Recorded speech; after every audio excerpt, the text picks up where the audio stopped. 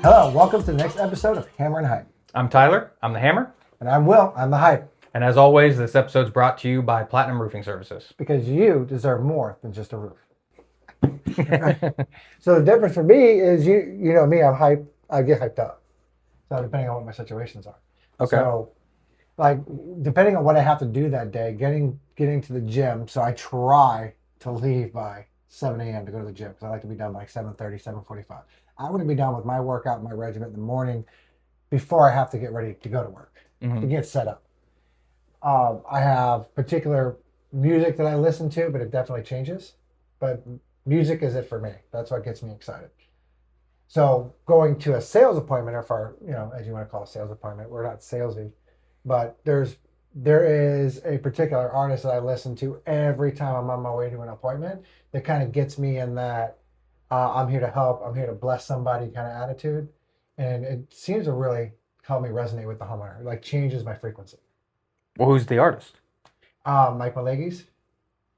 I don't know if I can say that on there. You gotta. He's a Christian hip hop artist. Okay. What was the name again? Mike Malegis. Oh, so Christian hip hop artist. Yes. So Dory turned me on to him because I have a mix. I go back and forth between like country and like old steel guitar, kind of blues music, some soul music, which I really enjoyed. But she was going through all these different Christian artists that we were getting from our friends because they all go to church. And I picked up Mike Malegis, and it's like Christian music for me that kind of gives me hip, like that energy. Sure. The beat's faster. It's, the heavy metal. I like a lot of the 90s Creed and, that alternative rock that was very faith-based, which is undertone. Yeah. This is a lot more straight up. This is faith-based music. Right. It's about God and glory and all those things. And it kind of, instead of going, hey, I'm going to a sales appointment, it changes my mindset. I'm like, hey, I'm going to help somebody today. Who can I help today? How can I bless them today? It changes my whole attitude about my appointment. Because instead of being in the mindset of, oh, what time do the kids have baseball today? What do we have? Bye, niece. I don't know if you guys are recording or not. Absolutely. Love you. So, and I find that it puts me in a better mindset when I go into someone's home because you never know what you're going to walk into. Yeah, and we call ourselves sales reps because that's like that's what industry standard. It's industry standard. But like we're not salesmen. We don't have a sales pitch. We're contractors. So just like you said, our goal when we go to any customer is to help them out. They called us because they had a problem. Yes. And in our case, it's a roof problem.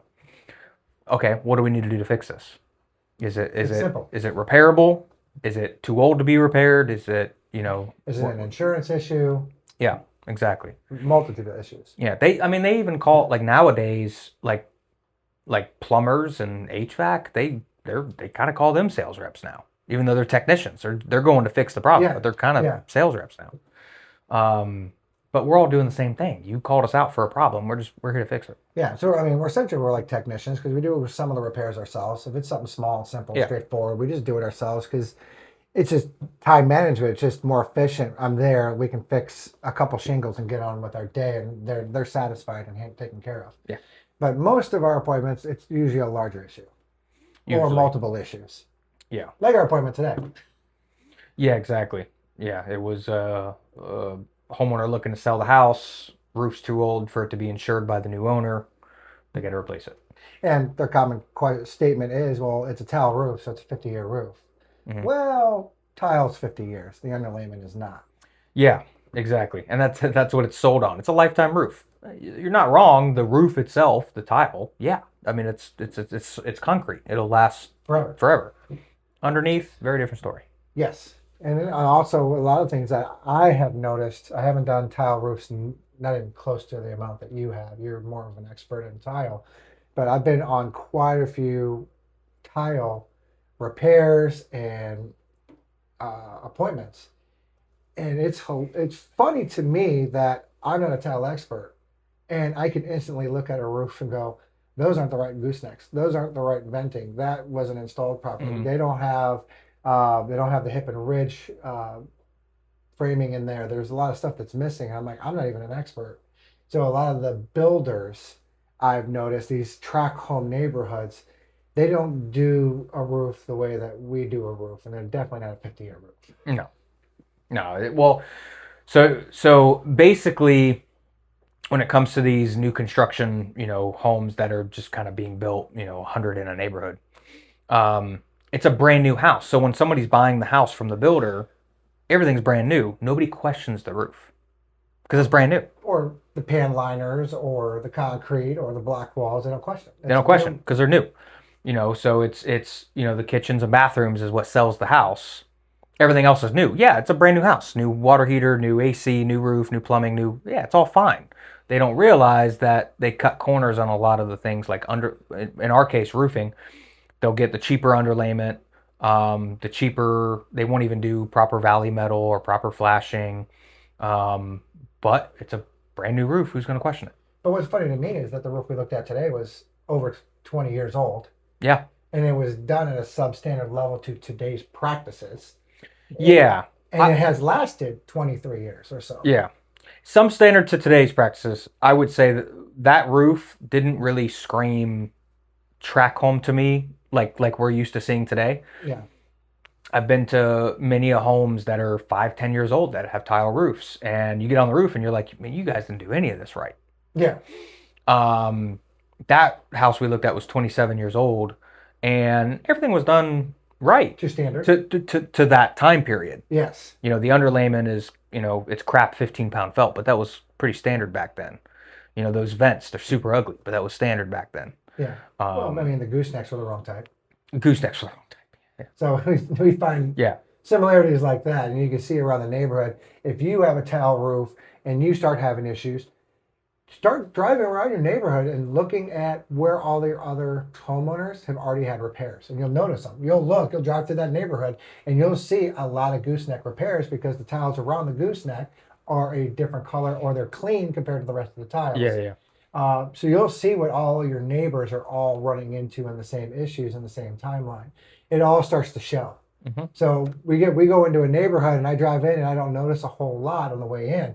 But after we inspect the roof, we're driving out, I'm like, oh, wow, look at those goosenecks, that valley, that box vent, this has got replaced. Those plumbing boots have been replaced. There's a lot of things that you start noticing on the way out. Like, oh, I didn't notice that. And if you live in a neighborhood, you're not looking up at a roof. You're not even looking at your own roof. Nobody looks up. You look at the yard, you look at the house, whatever. Nobody looks up at the roof. Yeah. Not until the HOA calls and says you need your roof cleaned. Yeah. Then they look up, or you get a new roof. Then they really, really take a close look at it. But unfortunately for us, we have what we call the roofer's curse. Yes. That's the first thing you notice when you look at a house is that damn roof. Yeah, what color? Oh, I know what brand that is. Yeah. Yeah, it looks about 5 years old. Oh, I like that color. So you can, I can have a neighbor, mention something about a house in the neighborhood. Oh, did you see that house on the corner? Blah, blah, blah, blah, blah. And I'm like, what house are you talking about? And then they'll start describing it, and then I'll go, oh, the one with the black roof and the silver vents. Yeah. I know the house by the roof. Yeah. Yeah. But they know that it's the one with the black car in the driveway, the white mailbox. No. Clueless. But then I go, oh yeah, it's this roof. I know black the drip edge, black gutters, black roof. Oh yeah, I know that roof. I know that house. Yeah. Yeah. That's what I look at. Yes. The roofer's curse. So I know that you've done tile roofing for a long time. You've done hundreds of tile roofs. Mm-hmm. And I know that you've been through it through time. Mm-hmm. And you understand the 30-pound felt versus, I guess it was like a 43-pound felt today versus a 90-pound felt that was used back in those days. Yeah. And I've never really seen the 43. I've seen 30 and 90. I mean, that's what I was using. I was wrong about the 43 because 43-pound felt was actually used for flat roofs. Okay. So what do you think was on that roof? 30-pound felt. 30 pound? Yeah. Okay. And now everybody's using a synthetic. Synthetic. I was like synthetic. It is thin. Yes. Or doing a self-adhering underlayment. And do you have a preference on that? Self-adhering. All the way? All day. Yeah. It's for a number of reasons. Unlike shingles, self-adhering is definitely the better option, but there's really nothing wrong with going with synthetic. And it's because shingles, they're not exactly sealed, but water doesn't get under shingles. Water gets under tile. Yeah, shingles are part of the roof system. It's part of the roof system.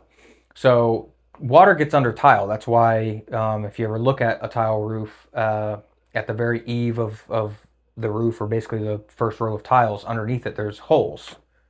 Those are called weeping holes, and those are to let the water out because water gets under tile. Yes. It should be about 90-10. 90% of water should flow off the tile roof, 10% about gets underneath. The reason why I don't like synthetic is because water gets underneath, and that synthetic, not very thick, and it also has nails, has penetrations. Yes. And anytime you ever have a roof leak, it's because of a penetration. Yes.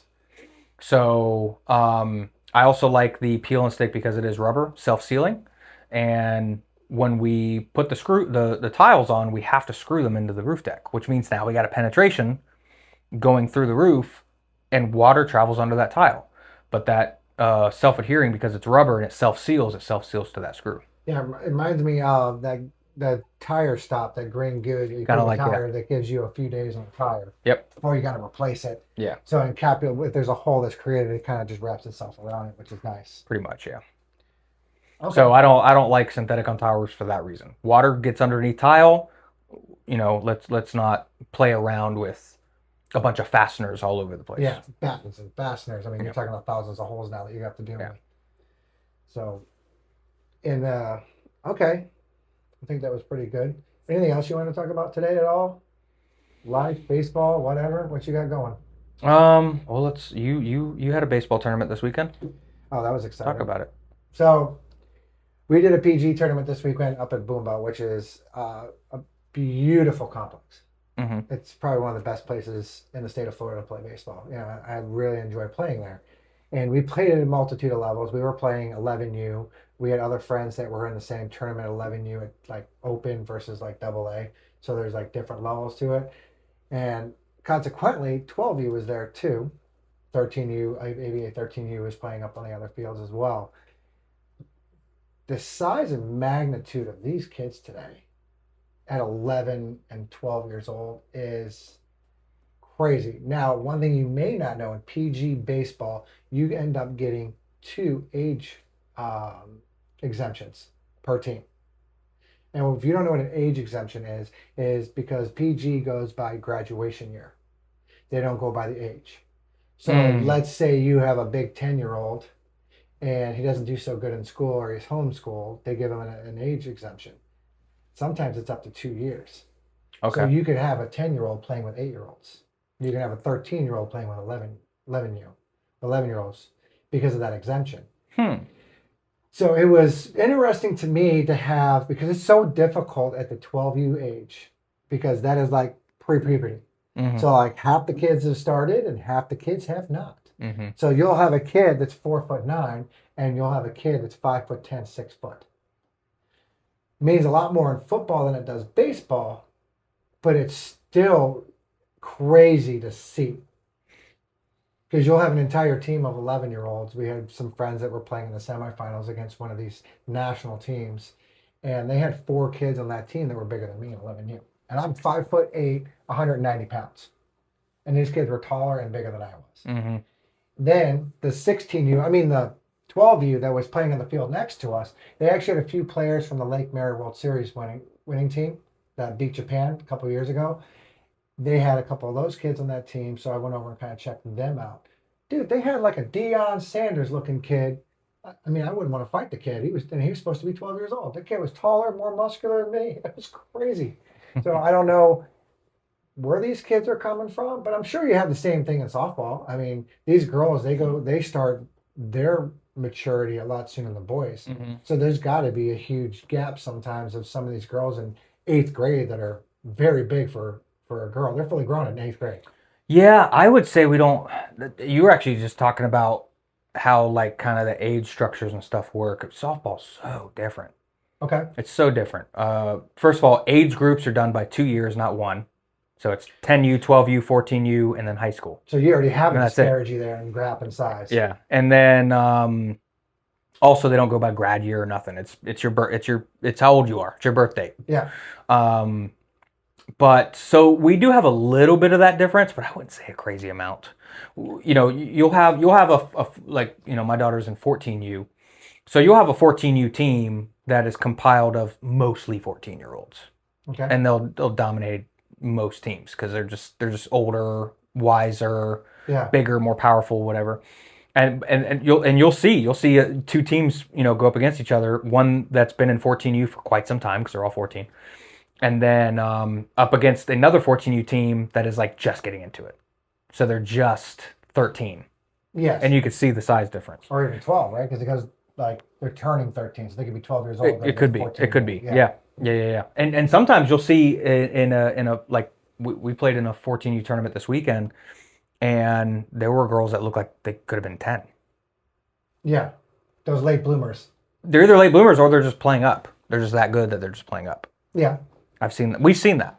They could be 11 years old, but they're guest playing for a 14U team because they're just that good, and but I wouldn't say it's as big of a disparage as what you were saying. But there's not like an age, so there is not. So I know that girls mature at a different pace. So for the boys, that 12U is like from 11U to 13U is drastic in size difference. Okay. And I mean, it's noticeable. You see them on the practice, you're like, oh, look at all the little kids, and then boom, boom, boom, it's like just jumps up. Mm-hmm. And then of course the 16U kids are like 6'5". It's ridiculous. But with girls, is there like an age like a 10 or 11 where you can see a huge growth gap in size? I would say the 12U division is where you're going to see from 10 to 12 years old. Yeah. And I wouldn't even say it's that big of a difference. It's a difference, you can tell, but it's not a crazy difference. But I would say the 12U division, because you do have like 10, 11-year-olds getting into it, and then you have 12, 13-year-olds getting out of it. And that's a big difference. Now that we're in 14U, it's a lot less different. They're all pretty much up there in size. Okay. I wonder if that's just because of female gender and normalcy, they're closer in size. I was always told that females grow faster, but they stop growing sooner. Yes. Whereas boys, like, they'll grow slower, but they'll grow up to like age 25, I think. Yeah, up to 26 at the late. Yeah. Something like that. Whereas girls like stop aging at like 18. So maybe that's a bit of it. But I'll tell you, in the 14U division, it's not that crazy difference. Again, you'll see a player that's definitely like a lot shorter, and smaller, but like it's 12U's where you're going to see that difference. Yeah. What's funny to me is it gives me remembrance of when we went to an 8th grade dance, and all the girls are taller than us. Yeah. And then you go to high school and we're taller than all of them. Yeah. So there's like that 1 to 2 year window where you have kids that are 4'11", 4'9", 86 pounds, and you got a 12-year-old that's 6 foot tall, 190 pounds, and it's like I will say, if I went and saw a 12U softball team play and then a 12U baseball team play, the 12U softball team they definitely they're taller, bigger, like they definitely grew faster than the 12-year-old boys. Yeah. I think once you get to high school, it's kind of all the same. It's just a wash. It's a wash at that point, unless you have some late bloomers. Yeah. But I would say, like, Bella's 12U team was taller than maybe like your guys' 12U team. Yeah, probably 11U. Maybe 11, yeah. It's 11U. 11U teams are a lot smaller. Okay. But we still had kids in that 11U tournament that were 5'10", 6 foot tall. And I'm like, how does that happen? Those exemptions. You find a way to work around them. Yeah. But I know that they're kind of combating some of that because, for me, that's dangerous to have a kid that's 6 foot tall hitting against a pitcher that's like 5'2". I couldn't agree more. That kid's hitting the ball, 70, 80 miles an hour off the bat, and they're 50 feet away. Right. I couldn't agree more. Yeah. So there should be a level to that, but that's also why baseball has a much wider range. So there's a lot more baseball players. Yes, and there's a lot more availability than the softball teams do because there's a lot more boys. You go from you have rec baseball, you guys have rec softball, but then we have our local, what we call Greater Orlando Baseball, which is GOB, and you guys go to, what's it called, the smaller, lower key tournaments? We don't have that. No ASA, nothing like that. Oh, I see what you're saying. We have SFP, SFP. but it's still travel ball. It's still travel, but it's Yeah. because like you were it's starter travel as I call it. Sort of. Okay. Because you were telling me that you guys have rec ball, and then you have like kind of an intermediate between GOB, and then you have travel. Well, with that we have GOB, then you have USSSA, which is U-Trip that everybody plays. But in U-Trip, I think they even started a AAA now. It's so watered down. So you have like AAA, AA, single A, and then you have like majors and you have like open. See, we don't have that at all. And then you go to PG, and when you go to PG, now Perfect Game has AA and open. So I mean, there's so many levels to travel now for these boys. The girls don't have all those different. We don't have any of that. No, it's way simpler. Like, like you were saying that you guys have every 8, 10, 11, 12, 13, 14. You have like every age has a division. Yeah. We don't. We literally have 8U, 10U, 12U, 14U in high school. That's it. That's all we have. And within that, you have A teams and B teams. So there's some tournaments. So it's like AA versus, Yeah, but only so so we have kind of the lower level travel ball, SFP, and that's just those are whoever entered is competing. In USSSA, it's more competitive, and in USSSA they'll have A and B. Okay. You don't have a bunch of different. That's it. That's it. It is AA, AAA. So I misspoke on that. It goes A, AA, AAA, and they've just started up the single A. Okay. So now I would say that's mostly like the teams that have like dad coaches. They just got done with rec, and they're trying to like get better and get more games. So they start out in like AA. It's like putting on training wheels and getting in. Sure. Well, it's kind of like a minor league system. Yes. I mean, you even said A, AA, AAA. I mean, that's how the minor league. And then once you win so many tournaments in AA, they've pushed you up to AAA. They force you up. Which happened to our team. They forced us up before I thought we were ready. We just lucked out to go into 2 tournaments that we won in a row. And we hadn't won a tournament before that, really. One here, one there. Sure. But we won 2 in a row. They're like, okay, you're AAA now. And we're like, we won 2 tournaments. They're like, yeah, we're moving you up. So that was quite the transition for the boys to go to that AAA. Now we were competitive in AAA, but we're middle of the road, bottom of the road, AAA. Then you get into open tournaments. So we're AAA, and we're becoming a good AAA team. But then you get pushed into like an open tournament. An open tournament's going to allow anybody, if you're AA, AAA, or major. And these major teams, we played the first major team that we played as a team this season. They had a pitcher from 50 feet away, 6 foot tall. I clocked him at 75. And we have 11 and 12-year-olds on our team. And this kid's 12, throwing 75 miles an hour to the plate. That's like, for Major League Baseball, that's 99 miles an hour. Yeah. I mean, and hopefully they're accurate.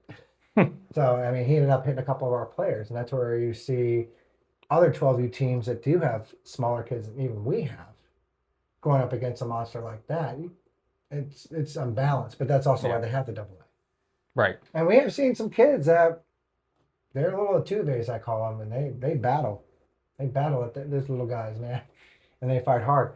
But even once you get to that major stage, I mean, these are usually like state teams. These are teams that have kids from all over the state on them at the major level.